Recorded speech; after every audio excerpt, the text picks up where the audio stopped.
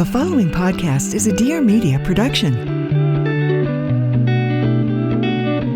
Hey guys, I'm Whitney Port, and this is Whit.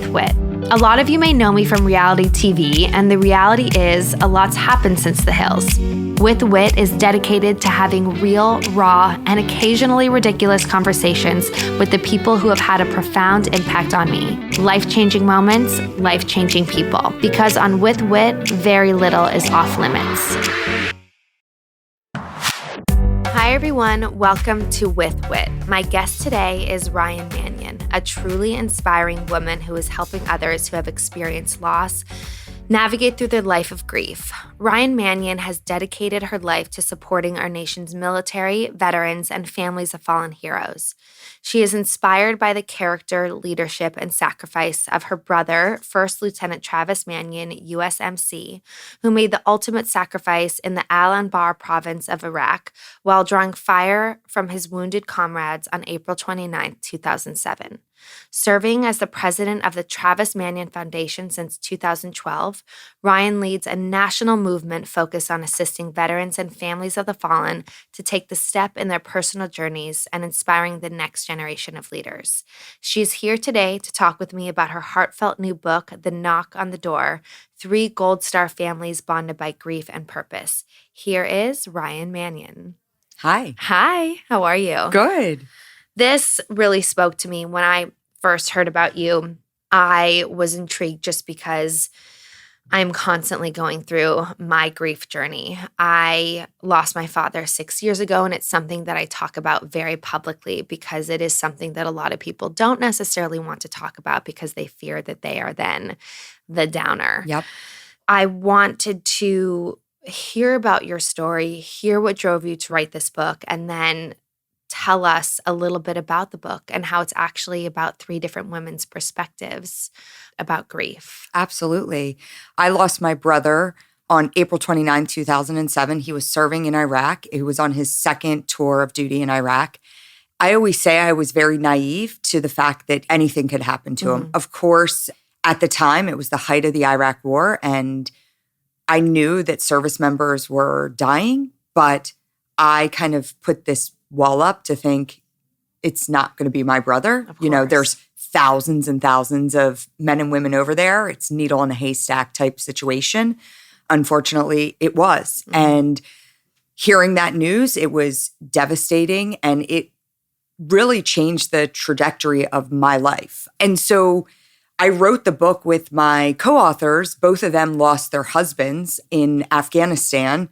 The 3 of us do work together today through our veteran service organization, the Travis Manion Foundation. But we wrote this book more for people to understand that we're all going to get that knock at the door. I mean, you got that knock with your dad. And it doesn't always come in the form of a death. It could be the implosion of a marriage or a career, but we're all going to be faced with these life-altering and changing events. And how do you respond to them? For me, after losing my brother, I went down a path of setting quick goals and just trying to stay focused on something. And then I lost my mom. 5 years after my brother was killed, my mom was diagnosed with cancer. And so I received another knock at the door. And the way I dealt with both of those was very different. And, you know, I feel your pain from the loss of a parent. It's something, you know, every day I miss my mom. I want my mom here with me. And, you know, it's kind of navigating those waters of how you move forward and be the best version of yourself and not let it define you in a way that takes you into a bad place. Right. So when both of these deaths happened, did you immediately start having this like gratitude and hopefulness that you talk so much in the book, or did it take you some time to get there? Because I would say most people, it takes them like quite a long time to actually get to a place where they can see any sort of light at the end of the tunnel, you know? Oh, absolutely. I had no gratitude or hope when my brother was killed. I was a newly married mother with a 10-month-old daughter, and my daughter was the goddaughter of my brother Travis, and all I could think of was, oh my gosh, he's not going to see her grow up. And on the flip side, all I could think was, my children are never going to know their Uncle Travis, this incredible individual. And for the first month, I was crippled. I talk a little bit about it in the book. I was unable to even care for my child. Thank God I had the most supportive husband in the world, but I was incapable of even changing her diaper. I couldn't function. Right. Yeah. I woke up every morning crying and thinking, okay, this is what my life will be now. I will cry every single day. And it was actually something my dad said to my husband and I. He kind of pulled us together at one point and he said, listen, this is the worst thing that could possibly happen, but we have to move forward, not for us, but for Travis. Like we have to move forward and we owe it to him. He was overseas serving and protecting this nation, serving and protecting us. Like we owe it to him to continue to live a life that is worthy of that sacrifice. Right. I mean, that's a lot of what gets me through when I'm having rough times and just feel like, what is this all for? Like my dad's not here. What is this all for? And I just say it's because my dad would want me to be happy. I mean, it's not only because of that. I want to be happy too, but the ultimate respect and honor for your loved one who's passed is leading a happy life and leaving a positive legacy. Yeah.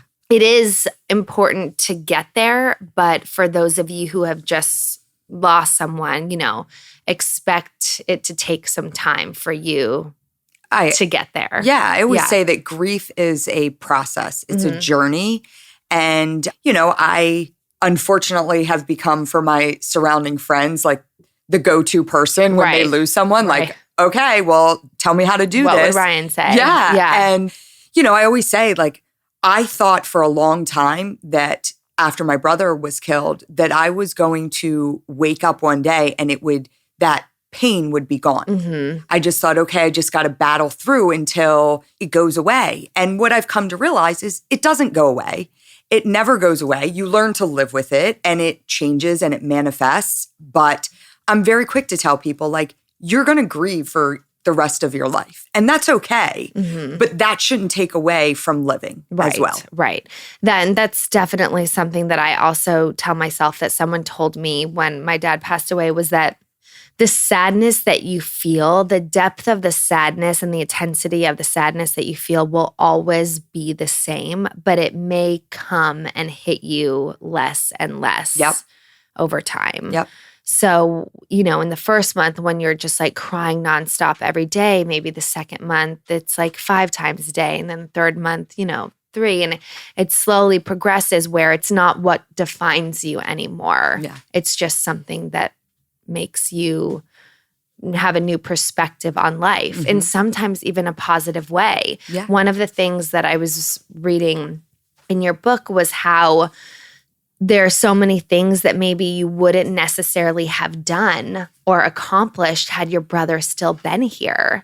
That was so interesting to me because it hit me because sometimes I feel guilty thinking, gosh, like there's so many things I would never have accomplished if my dad were still here. Like I had a business with my father and I ended up having to let that business go. And although that was horrible and sad at the time, like letting that go actually was the best thing that ever happened to me. And I was able to focus on so many other things that I was actually passionate about. And I feel guilty for being grateful for that. And if I had it to do all over again, obviously a million times over, I would want my dad back instead. But because I can't have that, it's like looking at what have you done and become because of that. Well, I feel the same way. Yeah. It was interesting because the journey to writing this book actually started about a year and a half ago. My 2 co-authors and I were asked to go on the CBS morning show to share our story. 3 women who are working with the veteran community that all lost loved ones.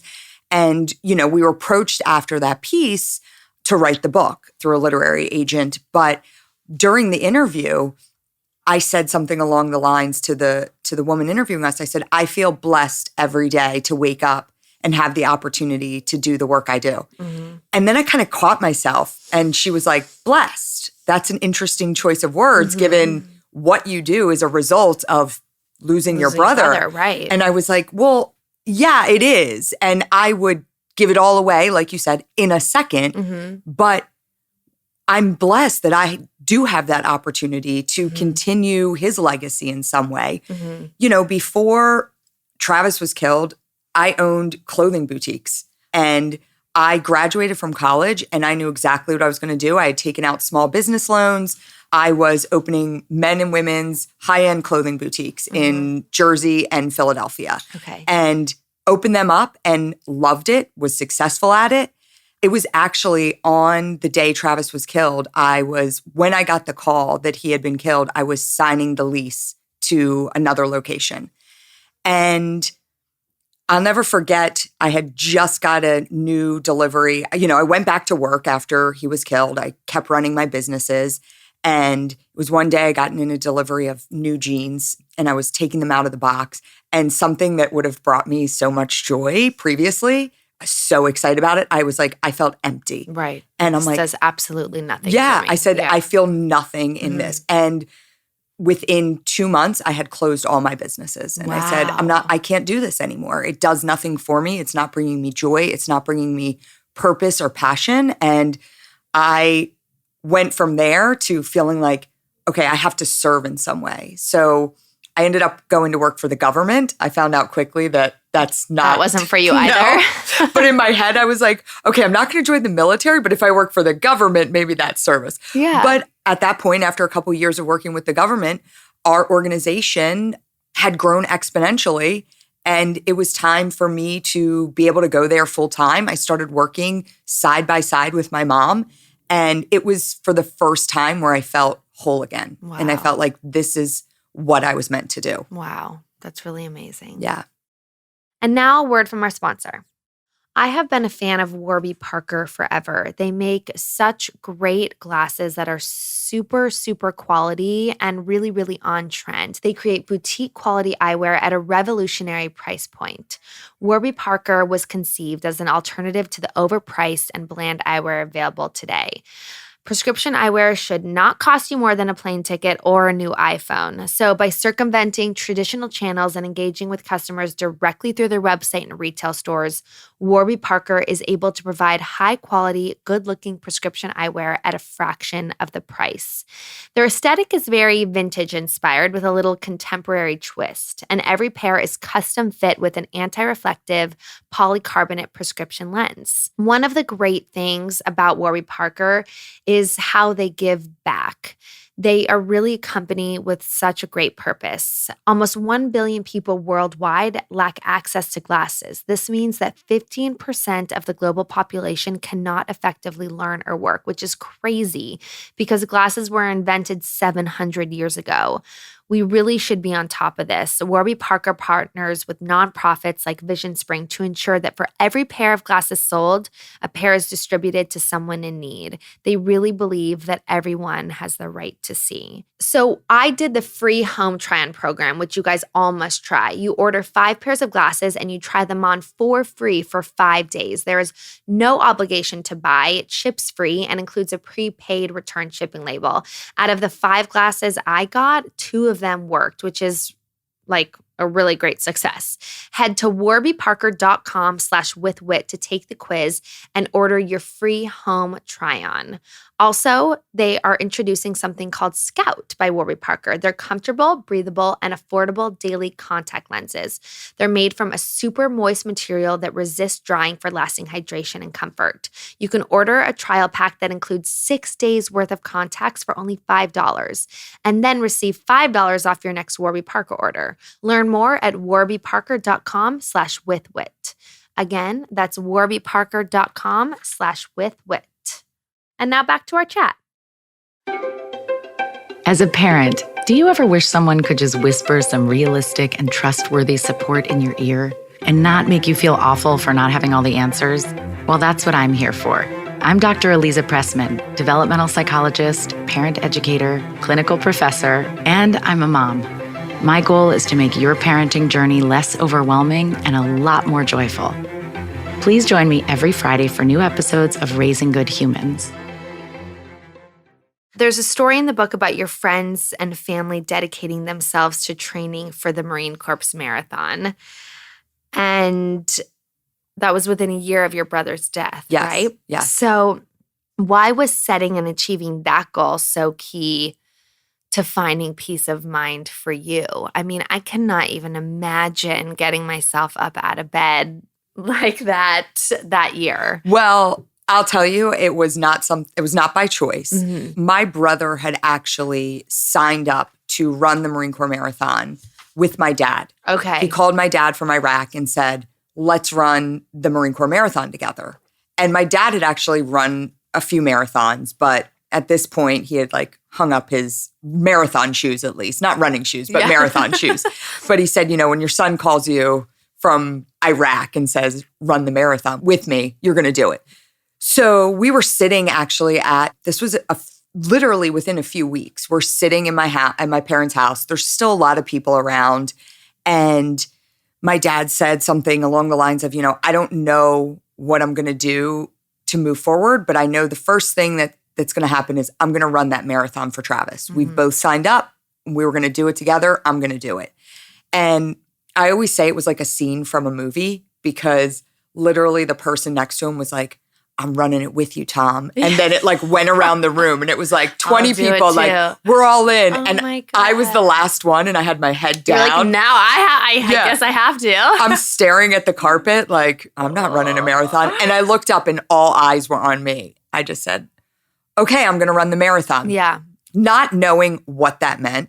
Again, just had my first child, hadn't worked out in who knows how long, So I went online and I printed off couch to marathon training plan. Oh my God, that's amazing. And the first thing it said is run 1 mile. Like that was day one, you run a mile. And so I'm like, okay, I can do this.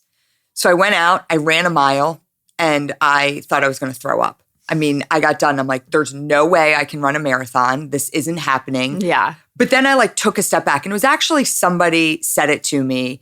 You can't eat an elephant with one bite. Right. So like, don't focus on the 26 miles. Focus on that 1 mile that you had to run. Whoever wants to eat an elephant I don't know. I think it's like a saying, but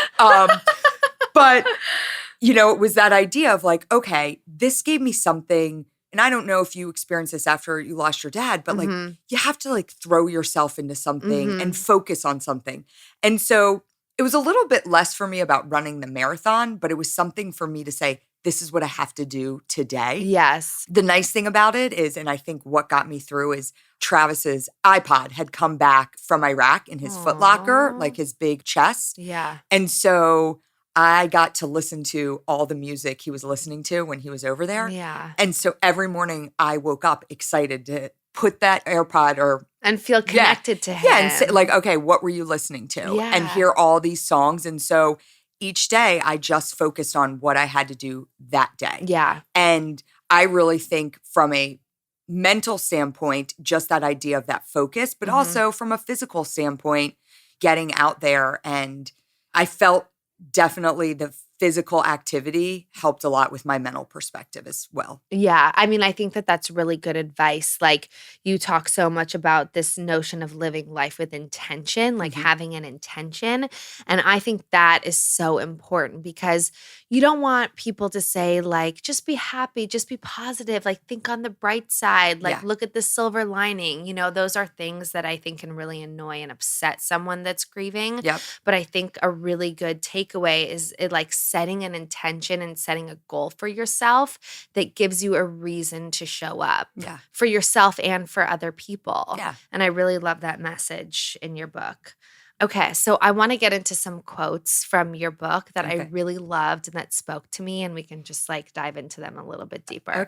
Okay, this first one was, I love the quote, failure is a bruise, not a tattoo. It's my favorite. I loved it so much. I'm kind of dealing with that a little bit with my husband at the moment. He is just feeling a little bit down in his career and he feels like, why is nothing going right? And we were having this conversation this morning and then I started reading your book and I saw that and I read it to him and I was like, it literally is just a bruise that will heal. Yeah. And it's not something that is marked on you. That's my favorite quote, hence why I put it in. Yes. Oh my God. I love it. Yeah. And it's actually one of our values at the Travis Manion Foundation. Amazing. And so when I was writing the book, I'm like, I'm taking that value and I'm putting it in here because I think that a larger audience needs to hear that. For because sure. it's so important and applies to so many things. But it was actually after my mom passed away. So Travis passed away. And like you said, I set these real intentional goals for myself. It was like very focused things that I was going to do to move forward. And it definitely worked. And it's definitely a positive thing. But I don't think that I spent enough time focusing on me. And saying like, are you okay? Not just jumping from one thing to the next. Right. Because the more that you shove those feelings down and don't allow yourself to just break down, the worse and worse it gets. And then you will actually explode. Yeah. And I did that. Yeah. So my mom passes away and it was the following Christmas. After my mom passed away in April, it was that Christmas. Every year, our family, since my dad was a child, host a Christmas party on Christmas Day. And my parents had taken over hosting it. We have over 100 people at our house on Christmas Day. Oh my God. And so this was the first year my mom was gone. And my husband said to me, I don't think you should do the Christmas party. Like, pass it on to one of your aunts. And I'm like, no way. I'm doing this Christmas party. Good I'm for hosting you. it. It was a little bit of that, push everything aside and just focus on the goal. And so Christmas party goes great. Everything is wonderful.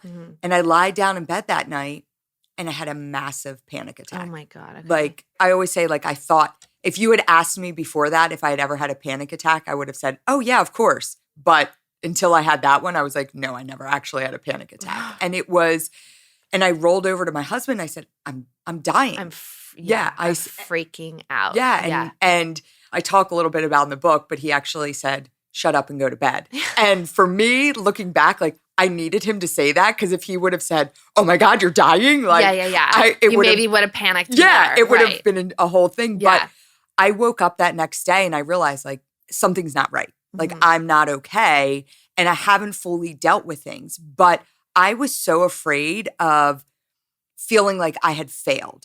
And I went through a couple months where I dealt with just crippling anxiety. I felt like I couldn't leave my home. I would show up at work, but, my palms would be sweaty and I'd just try to fake it. And I didn't talk to anybody about it. I didn't share my feelings. And it was one day I finally shared with my husband and my dad. And I said, listen, like, I'm struggling here. But to say that to them took so much for me because people had watched me and kind of said, wow, look at how she is moving through all this adversity. How amazing it is. Yeah, and how strong she is. And so for me to say, actually, I'm not okay. And it was that, I call it a failure, but it was that moment where I realized, like, you don't always have to be strong. And there are going to be moments where you're not in a good place. But what I realized after, I started going to therapy, I began to work through it and I came out of it.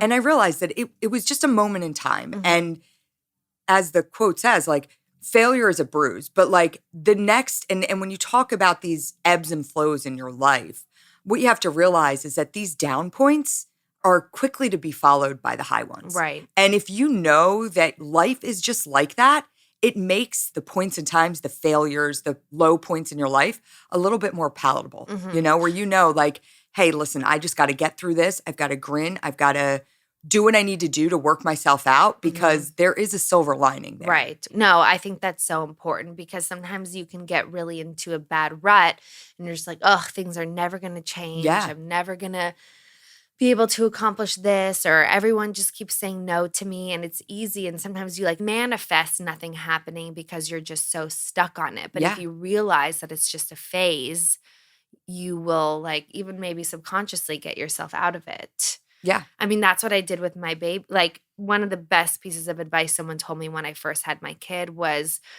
that everything is a phase. And that as soon, you struggle with something like the breastfeeding and then honestly like that, it's over and then it's the next thing. Right. It's sleep training and then the next thing is teething and then the next thing, it's like it's always something. Yeah.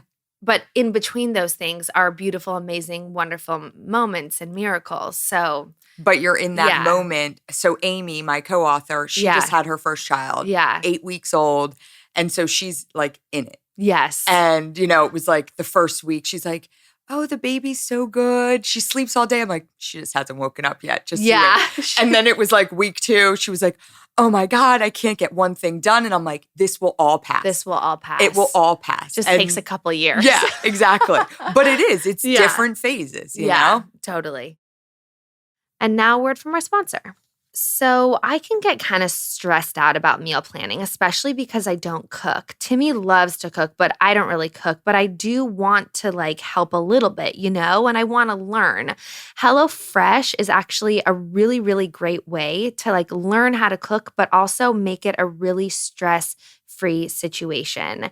They cut out stressful meal planning and prepping so you can actually enjoy the cooking and get dinner on the table in just about 30 minutes or sometimes even 20 minutes depending on which recipe you choose. They have different recipes depending on how much time you have.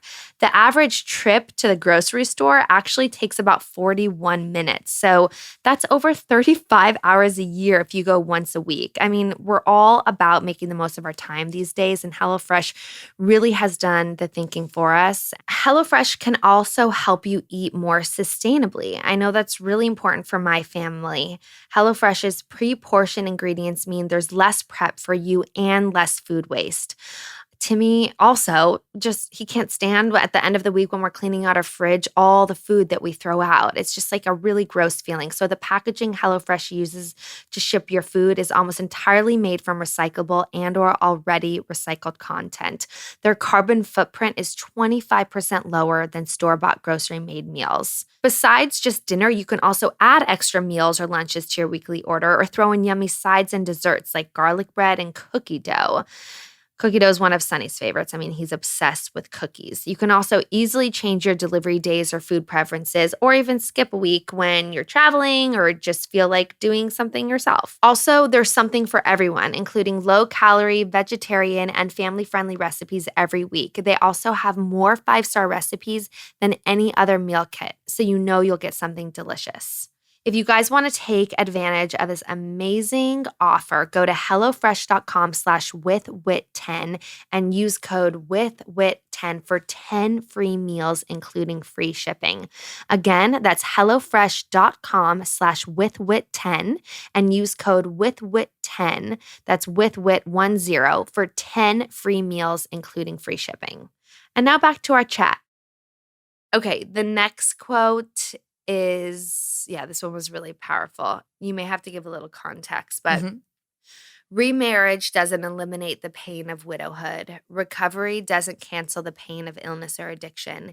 Healing doesn't remove the wounds of abuse. Finding joy in the present means accepting the difficulties of the past, not forgetting them. Yeah, that was Amy, one of my co-authors.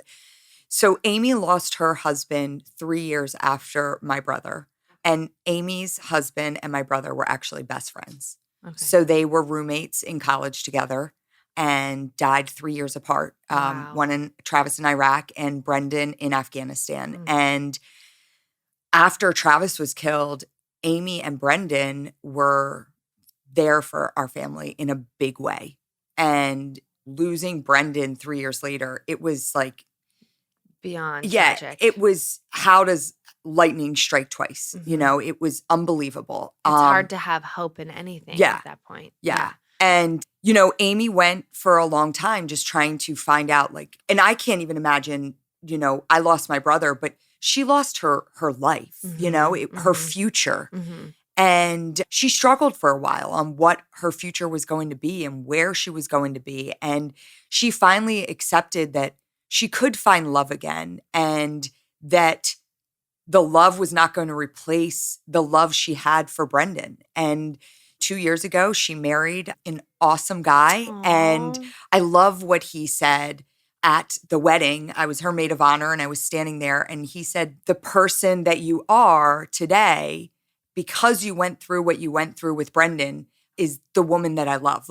You not having that experience with Brendan and losing your husband and what you shared together, that's why I love you today. Mm-hmm, mm-hmm. And so the fact that he's accepted her past as a way to her future, it's so beautiful. It is so beautiful. Yeah, my son is actually named Travis Brendan.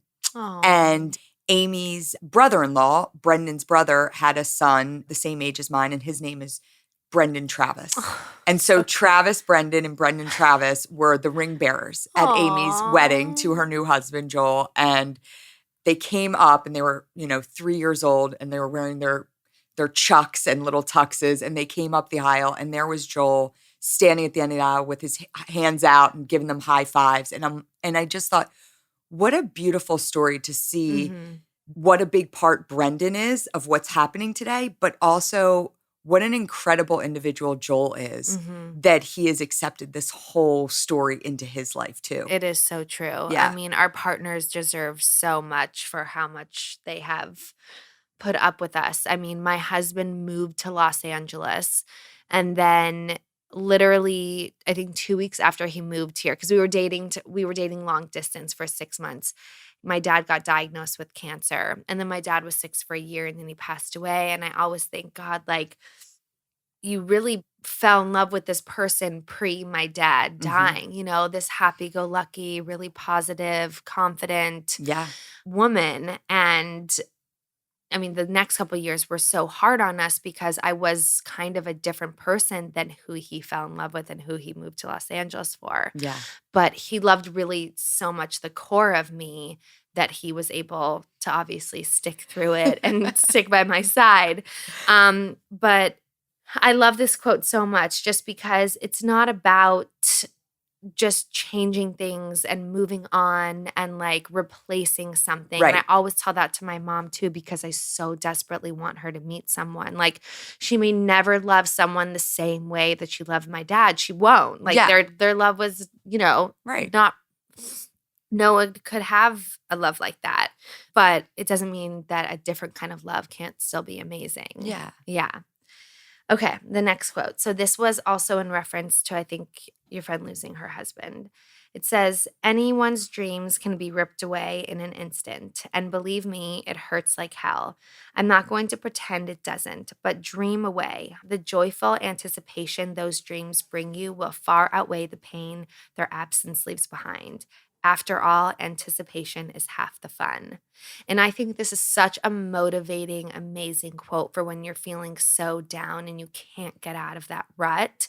It's like, plan something, like think about who you really want to be, or even if it's that broad, like think about what you really want to eat for dinner, or think about like the color on your nails, like that you really want to paint them this week, or you know what I'm saying? Yeah. Like even those small wins, like do little things for yourself or make little plans for yourself and don't think about it so like long-term, so big, so high stakes, So this was Heather. So, I wrote it again with two widows. Right. So Amy lost Brendan in 2010 in Afghanistan. And then Heather lost her husband, Robert, just a couple months after Brendan was killed in Afghanistan as well. Okay. And they're in two very different places. Amy is newly remarried with her first child, and Heather hasn't gotten to that place yet. But it's not to say that she doesn't find joy in what she's doing. They're just in, and that's why I love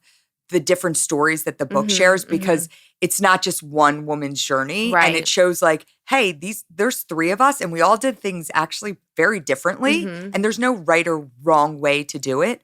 Heather did want me to tell you, because I told her I was coming out here, that she was an intern at Teen Vogue. No way. When she said it was right. It was either right before or right after you left. But she said, make sure you tell Whitney that I interned at Teen Vogue. That's amazing. Yeah. Oh so my God, what a small world. Yeah. So but Heather talked about after losing Robert, she kind of same with me. She couldn't get out of bed. And so her mom, she lives in Carlsbad. Okay. And she would wake up every day and they would set one thing to do. So it would be like, today we have to go to the Social Security office. And so they would do that. And today we need to go to the bank.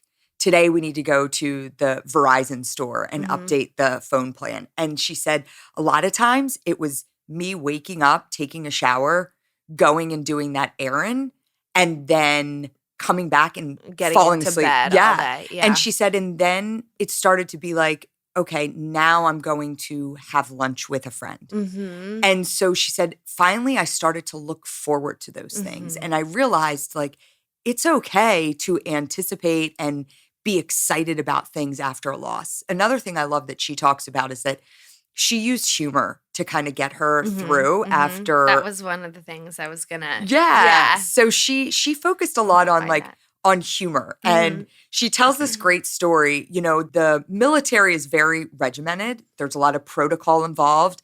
And there's a lot of, you know, set ways that you have to do things, even as it pertains to a funeral.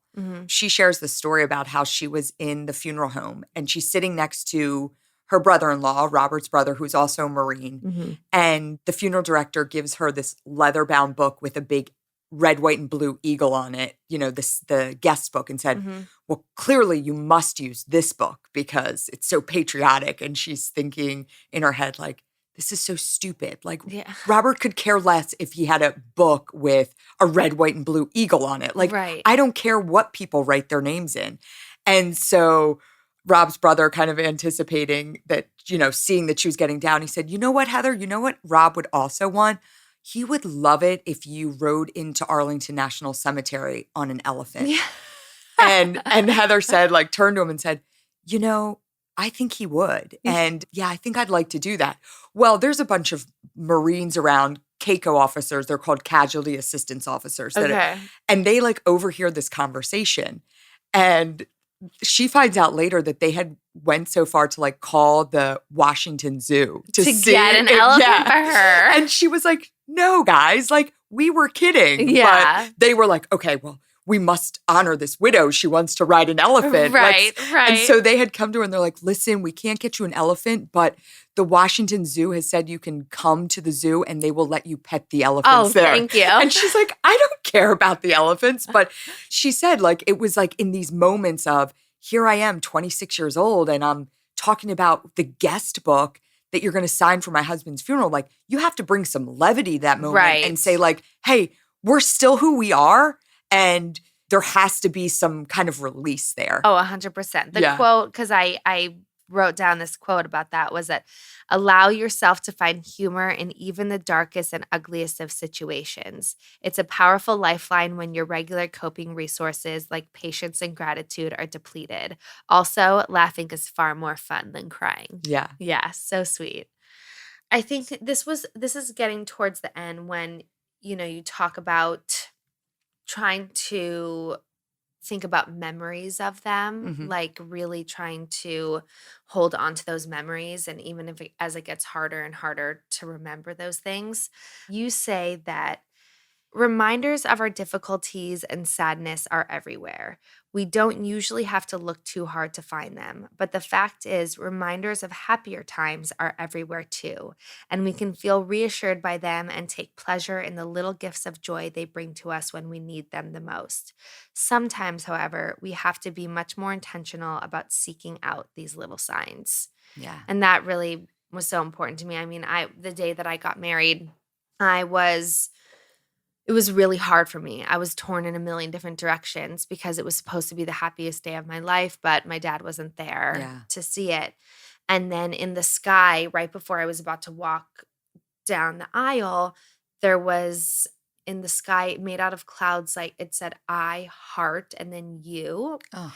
But it wasn't like there wasn't a skywriter in sight. Like I'll show you the picture. Yeah. It was like the cloud. My dad miraculously just drew that out of clouds. Yeah. So whenever I think of my wedding day now and I think about my dad, instead of thinking about how sad it was, I think about that sign and that he was actually really there. And I believe that. Totally. So I totally believe in the signs. We all do. Mm-hmm.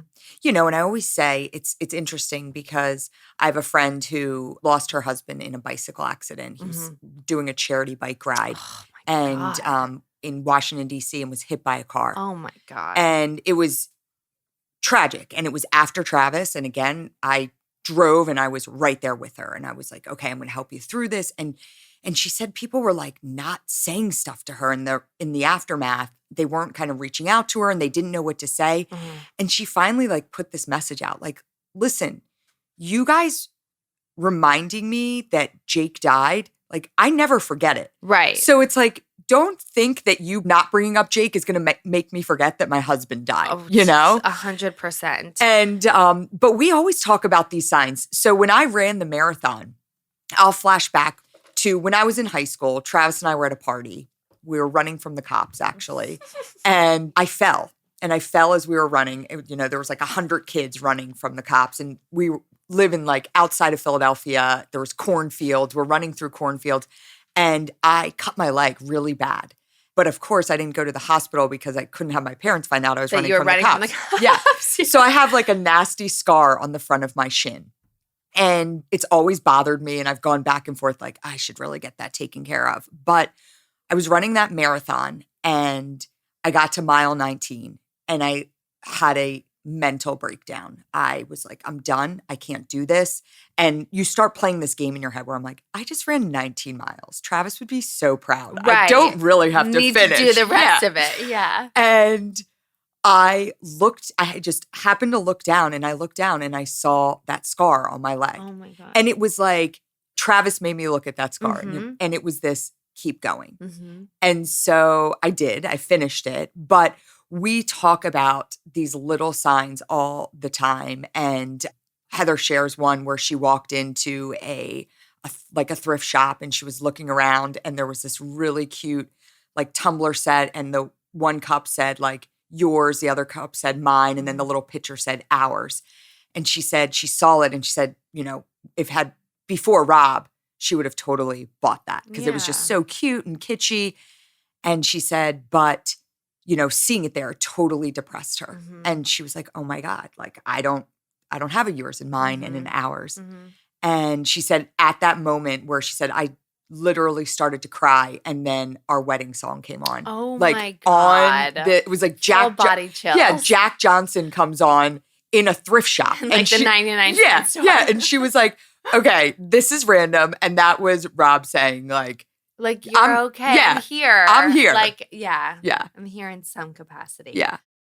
And now a word from our brand partner. So stress heavily affects my skin. I'm pretty sure it affects yours as well. It can cause dryness, signs of aging, and redness. When I feel stressed out or I'm overtired, the first place I see it is my skin.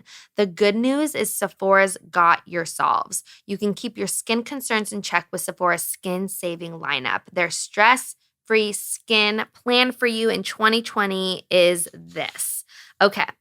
First is their Drunk Elephant F-Bomb Electrolyte Water Facial. This is really great if your main concern is dryness. It's an electrolyte-packed overnight mask that rehydrates and visibly plumps parched skin. Next is the Tatcha Serum Stick. I love, love, love Tatcha. This is also good if your main concern is dryness. It visibly pumps fine lines with targeted hydration. It's a weightless balm, revitalizes skin, and just makes it look even and glowy and just plumpy. I think I just made up that word plumpy. But anyways, it's plumpy.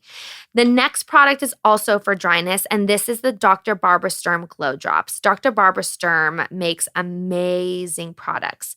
These glow drops are a hydrating serum that fights dullness and gives you a glow.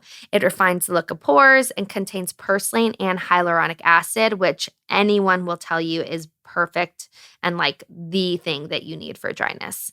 Okay, next for signs of aging. For all you people that are starting to see a little bit of change in your skin, the Fresh Lotus Youth Preserve Moisturizer is a great, great product for you. It's an antioxidant-packed moisturizer that targets signs of aging. It boosts radiance, and it's extracted from the lotus plant.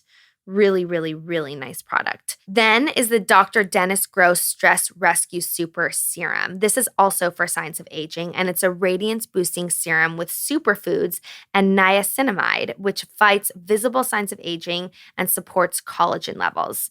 If you guys don't already know this, as we get older, we lose a lot of collagen, and collagen is responsible for like keeping our skin looking fresh and young and plump. So this product is really, really good for supporting those collagen levels. And last but not least is a product for redness, the Laneige Cica Repair Sleeping Mask. This is an amazing product. It's an overnight mask to calm redness. It's hypoallergenic, so if you have sensitive skin, this is for you. And it soothes irritated skin overnight. I will be giving this to my husband because he is constantly asking me for a product that will soothe his red skin. Sorry, Timmy. Anyways, head to a Sephora store or visit Sephora.com to shop skincare. Get the skin-saving lineup only at Sephora, online, and in-store now. And now back to our conversation. I want to talk a little bit about you now, how you deal with your grief a little bit now. I think sometimes I find that people forget a little bit, like even our husbands, our best friends, because it didn't necessarily happen to them. Mm-hmm. They're not always on it about the reminders or the anniversaries, or even just as simple as knowing that the holidays are a hard time and giving you a little bit of slack for some extra emotion. How do you deal with it? Like having 3 kids, like what are some of the things that you do to take care of yourself now when those feelings of emotion come up, but you still have so many other responsibilities? Yeah, I think I'm all about the self-care and really like paying attention to your needs. Yeah. So you can be the best mom and wife for your family. Mm-hmm. I've come to a place where I'm, now again, I'm trying to make sure that my kids know their grandmother and their uncle. Yeah. And so for me, like the holidays I'm always quick to say like, oh, this was Nanny's recipe. Mm-hmm. And, oh, your Uncle Travis loved doing this. Mm-hmm. And so like, I want those things to be things that they take away from the holidays. And I mean, at all times of the year, but especially during the holidays. And I try to, replicate things that my mom did. Keep the traditions. Yeah, going. keep those. Yeah. I mean, I still have I'm having 100 people at my house this year for Christmas, Oh my God. But I think, I do think it's so important around the holidays because I live in a world where this is what I do. I talk about this. I give large talks to corporations about this kind of stuff. And so I've become a little bit desensitized to things, but that doesn't mean that I don't have moments where I go home and something just makes me break. Yeah. And, and like you say, sometimes your husband can be like, but you're so strong. You'll speak in front of 5,000 people, but that makes you cry. And I'm like, yeah, that makes me cry. That's what put me over the edge today. And I think it's about being patient. And I always say like the holidays are about reaching out to those we love. Uh-huh. So be very intentional about saying, how are you doing? Mm-hmm. And, you're not bringing up something that is going to put them into a bad place. No, because like you said, they're always thinking about it anyways. And a lot of times it's a relief when someone asks you about it because then it gives you the time and space to actually talk about it and not just hold it inside. Yeah. So, I make sure that I'm reaching out to people that I know may be struggling and those that I maybe don't know are struggling, but I know that at times they've gone through something difficult. Mm-hmm. How's everything going? How's everything going? Yeah. As simple as that. Yep. It really will put a smile on someone's face. Like, even if you don't want to answer, because sometimes I will get those kinds of texts. I'm like, oh, I'm not really in the mental space to like get into it right now. Yeah. It's still just knowing that that person thought about you for that second really can mean so much. Oh, yeah, for sure. So the Travis Manion Foundation, the organization you run, is all about community. Talk about the foundation, what you do on a daily basis, what your mission is, what people can come to find if they need, this kind of help. My mom actually started the foundation after Travis was killed, and she wanted to provide support to veterans, the military community, and families of fallen service members. But like you said, in a larger role, she wanted to help bridge that divide too, because there's 1% of our population that serves in the military. It's not commonplace for, I'm trying not to use acronyms that you're not going to understand. Yeah. I'm being very intentional about that. But, it's a small community, but it's the 1% of the men and women who defend our freedoms every day. Right. And so how could we make sure that we were playing a role in bringing the civilian population together with our military community? And so that's what we do. We, execute engagement opportunities all across the country. Our biggest initiative is actually called Character Does Matter. And we take veterans and we train them to deliver character education to youth. Aww. So we have thousands of veterans across the country that have delivered character and leadership courses to over 300,000 kids across the country. Wow. And it's not teaching kids about joining the military. It's teaching kids how to be servant leaders in their own backyards. Mm-hmm. And it's so important for us as a country to know that we all have an obligation to be of service to the larger population in one way or another. And, I have found that the greatest way to channel the loss of my brother and my mom is in service to others and to give back. And that is, honestly, that's all about what we do at the Travis Manion Foundation. We are nationally based. We've got 8 offices across the country. Wow. And we've got over 60 employees. And no matter where you are in this country, you can be a part of what we're doing. There's engagement opportunities all over. Amazing. Yeah. Well, I'm so happy to have met you. I'm so grateful that you came in and were so vulnerable and shared your story. And I think everybody should go check out your book. Yes. Where is it sold? Where can we find it? It's sold everywhere books are sold. Okay. Easy Amazon, enough. Barnes Noble, Yeah. independent bookstores. It was funny because I didn't know if you had a copy Yes. yet. And so there was the book soup, which is and you went and got it? Well, I went down there and I said, do you have a copy of The Knock at the Door? Because I'm like, I'm going to pick it up to make sure you have it. I couldn't get a hold of my team to see if you had it. Yeah. And they said, oh, you know what? We're sold out. We have more copies on order. I'm like, that's awesome. That's amazing. Yeah. I was like, good to know. And I have it. So Yes. win-win. There you go. Amazing. Well, thank you so much for coming. Yeah. Yeah. Thank you for having me. I really appreciate it. Of course.